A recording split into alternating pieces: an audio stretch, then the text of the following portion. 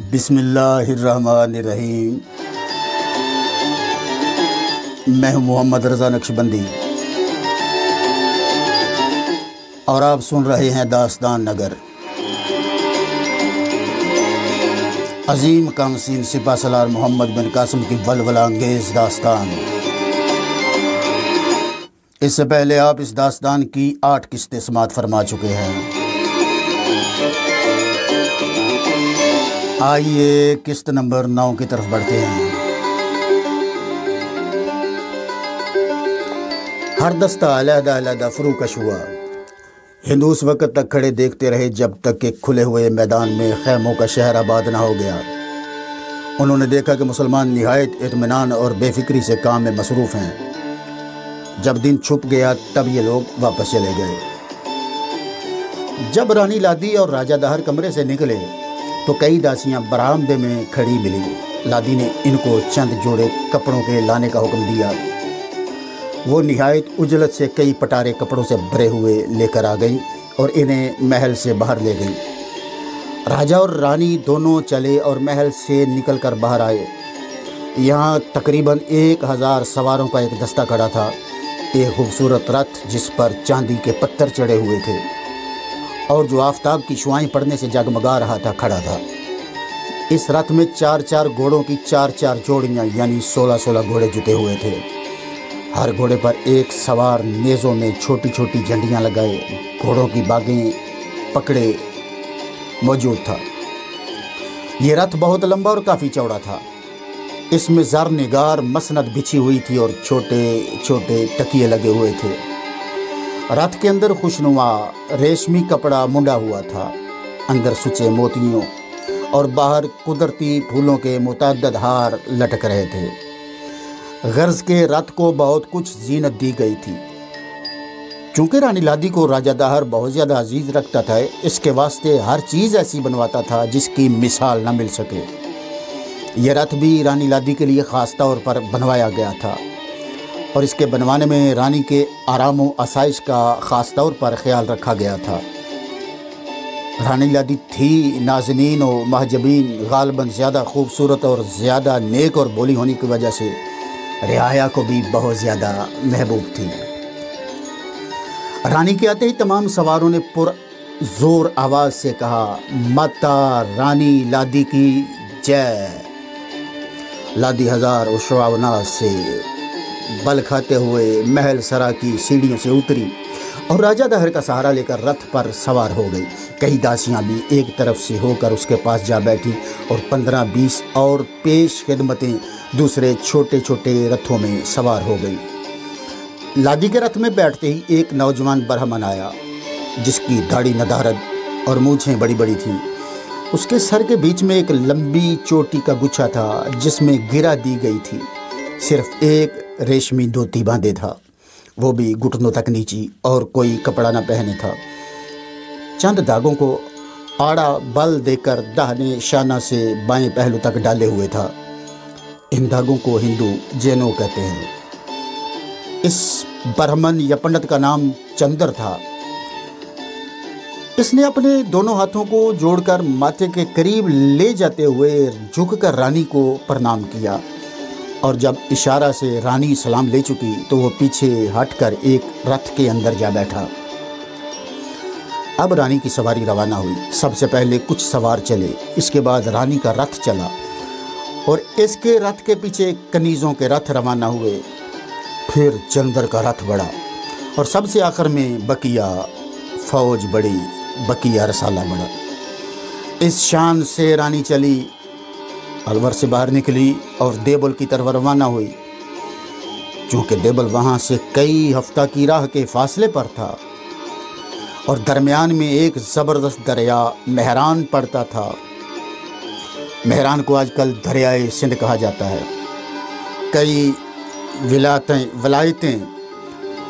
کئی ولایتیں مثلاً سوستان اور نیرون وغیرہ بھی رستے میں تھی، اس لیے دہر نے تمام ولایتوں کے حکمرانوں کو رانی لادی کے آنے کی اطلاع دے کر اس کے آرام و آسائش کا خیال رکھنے کی ہدایت کے احکامات جاری کر دیے تھے۔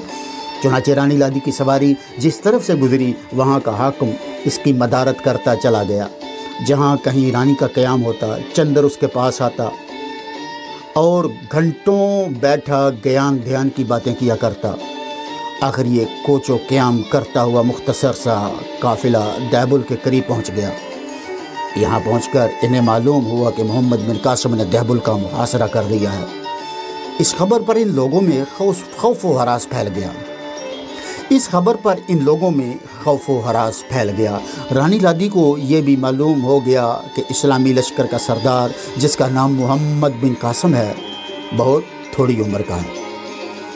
اس کی عمر 17 سال کی ہے، نہایت خوبرو اور بہادر ہے۔ عورتوں کی یہ کمزوری ہے کہ جب وہ کسی نوجوان کی تعریف سنتی ہیں تو اس کے دیکھنے کی تمنا ان کے دلوں میں پیدا ہو جاتی ہے۔ اسی وجہ سے نیک اور عصمت مآب خواتین نہ ایسی باتیں سنتی ہیں اور نہ ایسے تذکروں میں شریک ہوتی ہیں۔ اسلام نے ممانعت کی ہے کہ نہ عورتیں باہر نکلیں، نہ غیر مردوں کا ذکر کریں۔ رانی لادی کے دل میں محمد بن قاسم کی تعریفیں سن کر اسے دیکھنے کی تمنا پیدا ہو گئی، مگر وہ خوب جانتی تھی کہ محمد بن قاسم کو دیکھنا ناممکن ہے، اس لیے کہ اس کے پاس قصداً جانا مشکل اور اسے اچانک مل جانا غیر ممکن تھا، مگر جو خواہش دل میں پیدا ہو چکی تھی اسے دور کر دینا اس کے بس میں نہ تھا۔ مگر وہ اپنی اس خواہش کا اظہار کسی پر بھی نہ کر سکتی تھی، کیونکہ ایک عظیم المرتبت ہندو راجا کی رانی ہونے کی حیثیت سے، جس کی تعظیم آدھا ہندوستان کرتا ہو، نیز جس کے حسن کا چرچا عالمگیر شہرت رکھتا ہو، وہ ایک مسلمان سے جو اس کے ملک پر چڑھائی کرنے اور اس کے پتی یعنی شوہر سے لڑنے آیا ہو، اسے دیکھنے کی تمنا کا اظہار وہ کیسے کسی پر کر سکتی تھی؟ چنانچہ وہ اس خواہش کو اپنے دل ہی میں دبائے ہوئے تھی۔ وہ مندر جس میں رانی کو جانا تھا دیبل سے ذرا فاصلے پر سمندر کے ساحل کی طرف گنجان جنگل میں واقع تھا۔ سیدھا راستہ دیبل سے ہو کر جاتا تھا، لیکن اس طرف تو اسلامی لشکر پڑا ہوا تھا، اس لیے اس راستے کو عملاً چھوڑ کر ایک اور دوسرا متبادل راستہ اختیار کیا گیا، جو گنجان درختوں اور ناہموار زمین کی وجہ سے دشوار گزار تھا۔ مگر سوائے اس راستہ کے کوئی اور راستہ تھا بھی کب، لہٰذا مجبوری سے اسے ہی اختیار کیا گیا، اور اس خیال سے کہ رانی کو کوئی تکلیف نہ ہو، قریب کے دیہات اور قصبات سے کلیوں کو پکڑا گیا اور ان سے درختوں کو کٹوا کر راستہ ہموار کیا گیا۔ تب کہیں رانی کا رتھ اس راستے سے کچھ آسانی سے گزرتا رہا۔ یہ جنگل نہایت گنجان اور تاریک تھا، اس میں درخت اس کثرت سے ایک دوسرے سے ملے ہوئے تھے کہ ان کے تنوں میں سے ہو کر گزرنا غیر ممکن تھا، کیونکہ ان کی شاخیں ایک دوسرے سے وصل ہو رہی تھی اور آفتاب کی شعاعیں زمین پر نہ پڑتی تھی۔ رات وہاں دن میں بھی کافی اندھیرا رہتا تھا۔ ابھی انہوں نے اس جنگل کا تھوڑا سا ہی حصہ طے کیا تھا کہ ایک روز رات کے وقت جب سب آرام کر رہے تھے اور چاندنی ہر سو پھیلی ہوئی تھی، جو حصہ مزدوروں نے دن میں صاف کیا تھا اس پر چاندنی کی سفید چادر پھیلی ہوئی تھی۔ چندر رانی کے خیمے میں داخل ہوا۔ رانی کھانا کھا کر کے لولا کر رہی تھی۔ چندر آداب عرض کر کے کھڑا ہو گیا۔ لادی نے اپنی ہوش روبا نگاہیں اٹھا کر اسے دیکھتے ہوئے دریافت کیا، کس لیے آئے ہو اور وہ بھی اس وقت؟ چندر کہنے لگا، مہارانی جی، یہاں قریب ہی ایک مہاتما ٹھہرے ہوئے ہیں، میں ان کے درشن کرنے گیا تھا۔ انہوں نے کہا ہے کہ اگر رانی اس وقت میرے پاس آوے تو میں ان کے من کی اچھا یعنی آرزو پوری کر سکتا ہوں۔ رانی لادی اٹھ کر بیٹھ گئی اور اس نے کہا، وہ میرے من کی اچھا پوری کرا دیں گے؟ چندر بولا، جی ہاں۔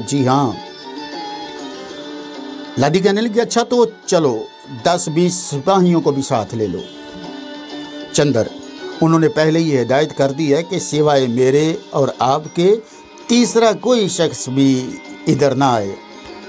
لادی پوچھتی ہے، کتنی دور ہیں وہ مہاتما؟ چندر، بہت زیادہ قریب، زیادہ سے زیادہ 200 قدم کے فاصلے پر وہ بیٹھے ہیں۔ لادی اٹھ کر کھڑی ہو گئی۔ اس نے کہا، اچھا چلو دونوں خیمے سے باہر آ گئے اور جس راستے سے رتھ آیا تھا اسی راستہ پر چل پڑے۔ چلتے رہے دیر تک، آخر جب لادی تھک گئی اور اپنے لشکر سے دور نکل آئی تو اس نے کہا تم تو کہتے تھے کہ مہاتما قریب ہی ہیں، لیکن اتنی دور آنے پر بھی وہ نظر نہیں آ رہے، کہاں ہیں وہ؟ چندر کہنے لگا بس ہم قریب ہی آ گئے ہیں۔ پھر دونوں چلے، مگر کچھ دور چل کر نازافرین رانی رک گئی۔ اس نے کہا ہم سے اب چلا نہیں جاتا۔ چندر نے خاص نظریں اس کے روشن چہرے پر ڈالتے ہوئے کہا اگر اجازت ہو تو میں آپ کو گود میں اٹھا کر لے چلوں؟ لادی نے غصہ بھری نظروں سے اسے دیکھ کر کہا تو؟ چندر نے ایسے کہا کیا حرج ہے اس میں؟ لادی بولی ایک پتی ورتا استری یعنی شوہر کی وفادار عورت کبھی اس بات کو گوارا نہیں کر سکتی کہ غیر مرد اس کے جسم کو ہاتھ لگائے۔ چندر مگر؟ رانی نے پیشانی پر بل ڈالتے ہوئے کہا مگر کیا؟ چندر بولا کیا مجھے سب کچھ کہنا پڑے گا؟ لادی بولی ہاں صاف صاف کہو کیا کہنا چاہتے ہو؟ چندر بولا صاف بات تو یہ ہے رانی میں تمہیں چاہتا ہوں۔ لادی چونک پڑی اور اس نے غصہ سے پیچوتاب کھاتے ہوئے کہا شرم کرو پنڈت جی مہاراج شرم کرو۔ چندر بولا شرم کی کیا بات ہے اس میں؟ لادی جوش و غضب سے کانپ رہی تھی، اس کی آنکھوں سے شعلے نکل رہے تھے، چہرہ تمتما رہا تھا۔ اس نے کہا راجا برجا یعنی رانی برجا یعنی رعایا کی ماتا ہوتی ہے۔ رانی رعایا کی ماتا ہوتی ہے، کیا یہ شرم کی بات نہیں ہے کہ تم اپنی ماتا سے محبت کا اظہار کر رہے؟ چندر بولا میں نے بہت ضبط و صبر کیا ہے، لیکن جب جان پر بن گئی تب میں نے یہ چال چلی اور راجہ داہر کو پھسلا کر تم کو یہاں تک لے آیا۔ لادی بولی پاپی کیا مندر میں دعا مانگنے اور مہاتما جی سے ملنے کا تو نے جھوٹا ہی جال پھیلایا تھا؟ چندر جی ہاں آپ اب اس جال میں اچھی طرح سے پھنس چکی ہیں۔ سنیے یا تو میری مرضی پر چلیے ورنہ میں آپ کو زبردستی اپنے ساتھ لے جاؤں گا اور پھر دنیا یہ کہے گی کہ رانی تو کسی کے ساتھ بھاگ گئی۔ لادی نے غضبناک ہو کر کہا خبردار اب ایسی بات زبان سے نہ نکالنا، مورخ تو پنڈت بنا ہوا ہے۔ چندر بولا اس میں میری خطا نہیں ہے، آپ کی صورت نے مجھے دیوانہ بنا دیا ہے۔ کہتے ہوئے رانی کے اور قریب جا کھڑا ہوا اور بولا غصہ کو جانے دو، جس راجا کی تم وفادار رہنا چاہتی ہو سوچو اس نے تمہارے ساتھ کہاں وفاداری کی ہے۔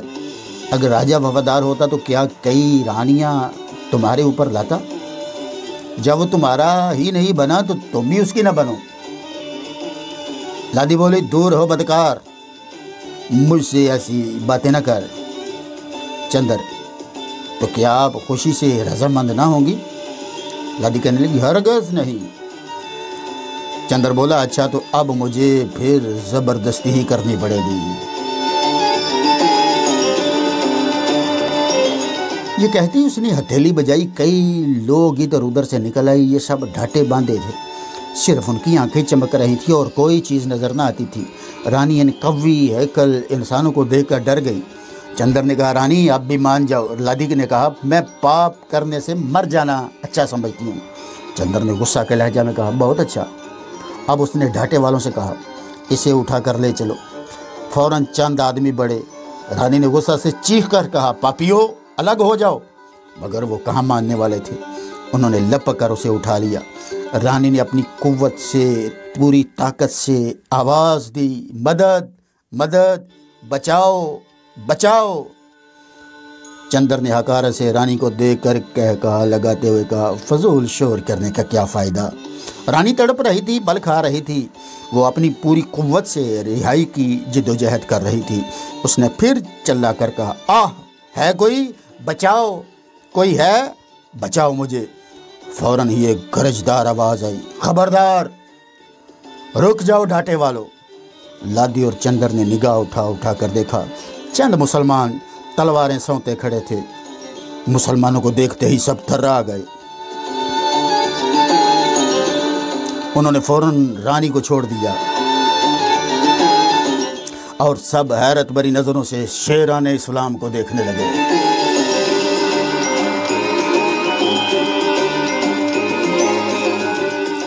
میں ہوں محمد رضا نقشبندی اور آپ سماعت فرما رہے ہیں داستان محمد بن قاسم۔ ان مسلمانوں میں ایک محمد بن قاسم، دوسرا عبد الرحمن، تیسرا خریم اور 4 مجاہد اس کے علاوہ تھے، یعنی وہ صرف 7 مسلمان تھے اور 7 تلواریں سونتے کھڑے تھے۔ محمد بن قاسم نے جب سے دہبل کا محاصرہ کیا تھا اس وقت سے اس کا معمول ہو گیا تھا کہ وہ رات کو دور دور تک گشت لگاتا، گھومتا پھرتا، حالات کا جائزہ لیتا۔ اس کا خیال تھا کہ کسی جنگل میں سے کوئی سرنگ قلعہ کے اندر گئی ہے، لہٰذا وہ اس سرنگ کو تلاش کرنے میں لگا ہوا تھا۔ اتفاق سے آج وہ اس طرف آیا ہوا تھا اور وہ اس طرح سے اس وقت جبکہ لادی کو ڈاکو صرف انسان اٹھا کر لے جا رہے تھے وہاں پہنچ گیا تھا۔ مسلمانوں کی شمشیریں برہنہ دیکھ کر چندر اور اس کے بدکار ساتھی کانپنے لگے۔ سب سے آگے محمد بن قاسم تھا اور وہ کہرآلود نظروں سے ڈھاٹے والوں کو گھور رہا تھا۔ اس نے کڑک کر کہا، بدکارو، یہ کیا معاملہ ہے؟ ان میں سے کوئی بھی عربی سے واقف نہ تھا اور محمد بن قاسم نے عربی ہی میں گفتگو شروع کی تھی۔ وہ سندھیوں کی بھاشا یعنی بولی نہیں جانتا تھا۔ عبد الرحمن ان کی زبان جانتا تھا۔ جب کسی نے کوئی جواب نہ دیا تو محمد بن قاسم سمجھ گیا کہ انہوں نے اس کی بات کو سمجھا ہی نہیں۔ چنانچہ اس نے عبد الرحمن سے کہا، تم ان سے دریافت کرو کہ یہ کون لوگ ہیں اور یہ لڑکی کون ہے؟ یہ کہہ کر اس نے لادی کی طرف دیکھا جو اسے میٹھی میٹھی نظروں سے دیکھ رہی تھی۔ اس جگہ چاندنی چٹکی ہوئی تھی اور چاندنی میں لادی کی صورت مصفہ آئینہ کی طرح چمک رہی تھی۔ محمد بن قاسم بھی اس رشک حور کو دیکھ کر دیکھتا رہ گیا اور خود کچھ کھو سا گیا۔ محمد بن قاسم بھی اس رشک حور کو دیکھ کر دیکھتا رہ گیا اور کچھ کھو سا گیا۔ حسن کی گہرائیوں میں وادی نور میں ڈوب کر رہ گیا۔ مستانہ نگاہوں کے سرور میں وہ قدرت کی ثنائی کی داد دیے بغیر نہ رہ سکا۔ عبد الرحمن نے چندر سے دریافت کیا، تم کون ہو؟ چندر نے عاجزی کا لہجہ اختیار کرتے، حضور میں ایک پنڈت ہوں۔ عبد الرحمن نے کہا، یہ لوگ کون ہیں؟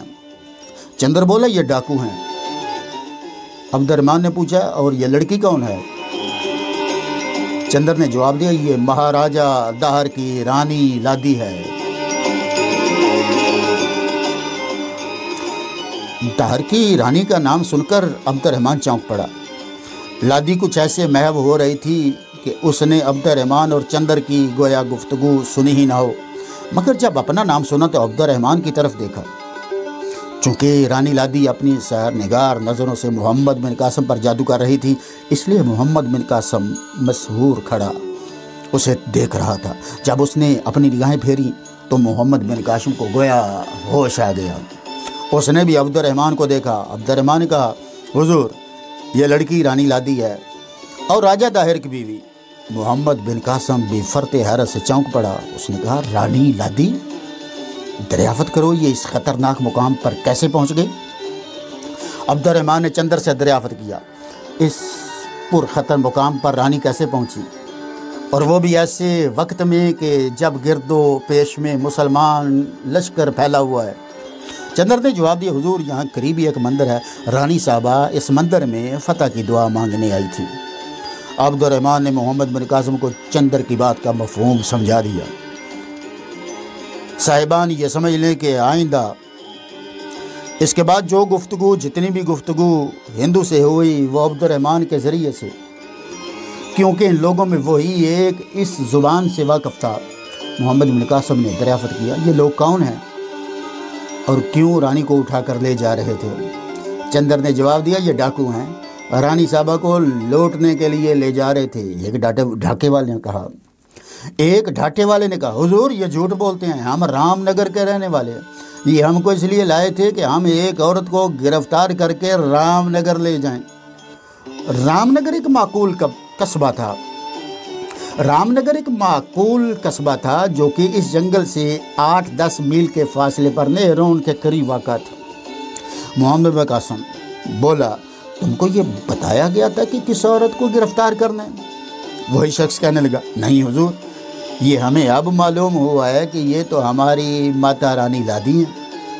मोहम्मद बिन कासिम ने घूर कर चंदर की तरफ देखा और कहा, मक्कार शख्स, ये क्या कह रहे हैं?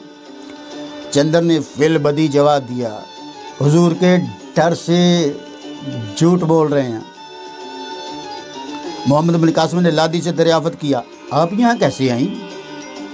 लादी मोहम्मद बिन कासिम को मोहब्बत भरी नज़रों से देख रही थी। उसने कहा, चंदर ने ये बिल्कुल सच कहा है कि मैं मंदिर में फ़तह की दुआ मांगने के इरादे से आई थी, मगर असल हकीकत ये है कि मुझे इस बहाने से यहाँ लाया गया है कि अगर मैं मंदिर में जाकर फ़तह की दुआ करूँ तो हमारी विजय होगी, यानी फ़तह होगी। आज ये मलीच मेरे पास आया और कहा कि एक महात्मा ठहरे हुए हैं और वो मेरे दिल की आरज़ू पूरी होने की तरकीब बताएंगे। मैं इसके दाम में आ गई और तन्हा इसके साथ चली आई।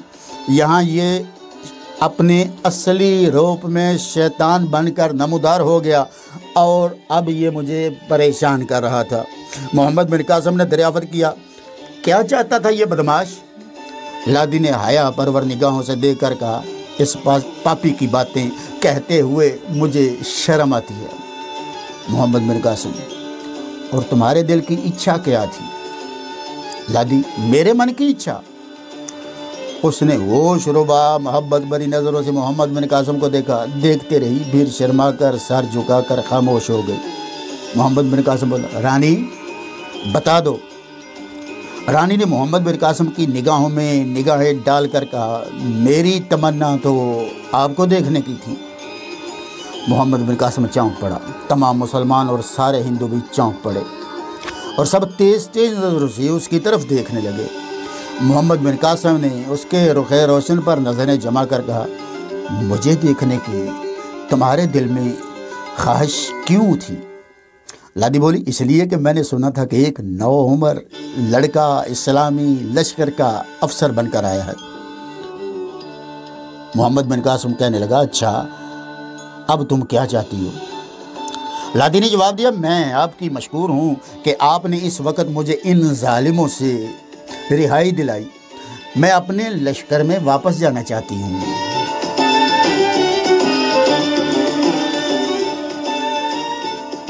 मोहम्मद बिन कासिम पूछने लगा, और इन बदमाशों के मुतल्लिक क्या कहना चाहती हूँ? लादी ने जवाब दिया, जनाब, मैं इन्हें आपकी मर्ज़ी पर छोड़ती हूँ।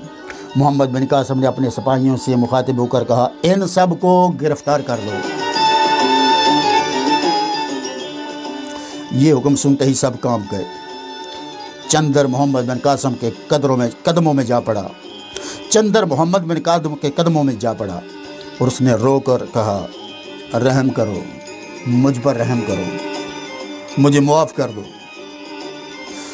मोहम्मद बिन कासिम ने गज़बनाक होकर कहा, बदमाश, तुझे शर्म न आई कि तू इस नाज़नीन को धोखा देकर लाया और इसे अपनी हवस का निशाना बनाना चाहता था?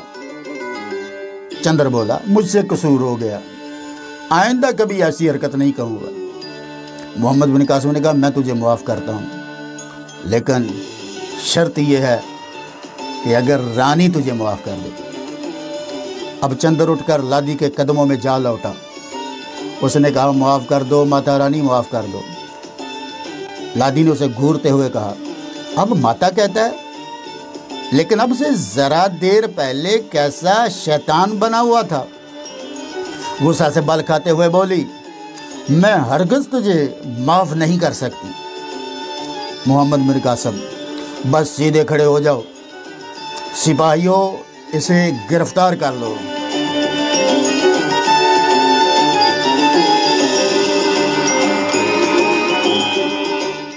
फौरन सिपाहियों ने उसे गिरफ्तार कर लिया। अब हिंदू कुलियों ने गिड़गिड़ाना शुरू कर दिया। उन्होंने कहा, हम बिल्कुल बेगुनाह हैं। मोहम्मद बिन कासिम ने कहा, तुम शरीक मुजरम भी तो मुजरम होता है। मुसलमान सिपाहियों ने उन्हें भी गिरफ्तार कर लिया। मोहम्मद बिन कासिम ने लादी से दरियाफ्त किया, तुम्हारा लश्कर कहाँ है? लादी बोली, यहाँ से करीब ही है, उंगली से इशारा करते हुए उस तरफ है। मोहम्मद बिन कासिम, तुम चली जाओगी या किसी को तुम्हारे साथ भेजूं? लादी ने शर्मीलेपन से कहा, मुझे खौफ होगा, क्या आप मुझे पहुंचाने के लिए साथ नहीं जा सकते? मोहम्मद बिन कासिम, मैं? अगर तुम चाहो तो मैं जा सकता हूँ। लादी बोली, बड़ी मेहरबानी होगी। मोहम्मद बिन कासिम ने सिपाहियों से कहा, तुम इन कैदियों को लिए यहीं खड़े रहो, हम सब अभी आते हैं। रानी लादी की शान कह रही थी कि वो मोहम्मद बिन कासिम से कुछ कहना चाहती है, लेकिन मोहम्मद बिन कासिम उसकी ज़ुबान न समझता था और वो मोहम्मद बिन कासिम की तरफ से इसलिए मजबूर थी। अब मोहम्मद बिन कासिम अब्दुर्रहमान और करीम लादी के साथ चले। कुछ देर तक चलते रहे। आखिर कुछ फासले के बाद लादी ने कहा, एक मुसलमान लड़की जो सरांदीप से आ रही थी और जिसे राजा के सिपाहियों ने गिरफ्तार कर लिया था, वो मेरे पास ही ठहरी हुई है। अब तक किसी मुसलमान को भी ये इल्म नहीं था कि कैदी मुसलमान कहाँ रखे गए हैं। मोहम्मद बिन कासिम ने दरियाफ़त किया, तो बकिया कैदी कहाँ हैं? लादी बोली, दैबुल के कला में। मोहम्मद बिन कासिम बोला, मगर सिर्फ एक ही लड़की, और वो कैसे गई? लादी इसका जवाब देने में पसो पेश करने लगी। मोहम्मद बिन कासिम उसकी तरफ देख रहा था। लादी ने कुछ वक्फा के बाद कहा, मेरे स्वामी यानी शोहर उसे ले गए थे। मोहम्मद बिन कासिम ने पूछा, आखिर किस वजह से? लादी जवाब देती है, उसे तो वही जानते होंगे। मोहम्मद बिन कासिम ने पूछा, अच्छा ये बताओ उस लड़की का नाम क्या है? लादी बोली, ताहिरा। वो तुम्हारे पास रहती है? जी हाँ, नहायत इत्मीनान और आराम के साथ। क्या तुम इसे यहाँ पहुँचा सकती हो? नहीं, क्योंकि मुझे इस बात का इख्तियार नहीं है। मोहम्मद बिन कासिम कहने लगा, अच्छा, तुम मेरा और कुल मुसलमानों को उससे सलाम कह देना, और हम मुसलमान उसे और दूसरे मुसलमानों को रिहा कराने के लिए आए हैं, और जब तक इन्हें रिहा न करवा लेंगे वापस नहीं लौटेंगे। ये कहते कहते मोहम्मद बिन कासिम को जोश आ गया और जोश से उसका चेहरा सुर्ख हो गया। लादी उसके चेहरे ही की तरफ देख रही थी। उसने मुस्कुराते हुए शौकी के अंदाज में कहा, ये आप क्या कह रहे हैं?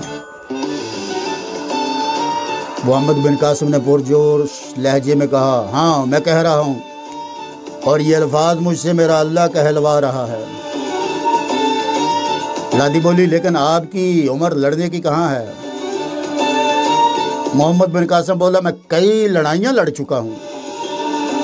लादी हैरत से देख कर बोली, कई लड़ाइयाँ लड़ चुके हैं आप? मोहम्मद बिन कासिम, हाँ। लादी कहने लगी, ताज्जुब है। मोहम्मद बिन कासिम कहने लगा, तुम मुसलमानों से वाकिफ नहीं हो, इस वजह से इजहार ताज्जुब कर रही हो। मुसलमानों का छोटे से छोटा बच्चा भी पुरजोश और बहादुर होता है, और उसके दिल में लड़ाई की उमंग होती है, और वो मैदाने कारज़ार को बाज़ीचाए अतफाल समझता है।